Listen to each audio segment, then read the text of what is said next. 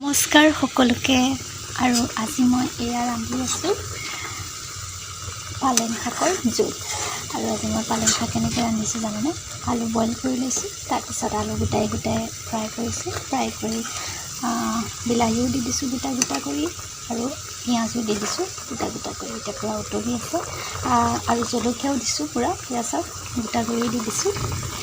এতিয়া মই এইখিনি কি কৰিম, বিলাহীখিনি ভালদৰে সিজি গৈছে।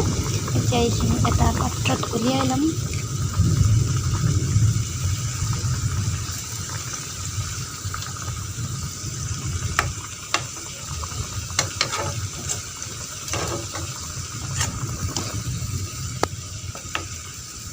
জলকীয়া, বিলাহী আৰু পিঁয়াজ আৰু আলুখিনি এনেকৈ গোটা হৈ থাকিব। আলুখিনি ভাঙি নিদিওঁ।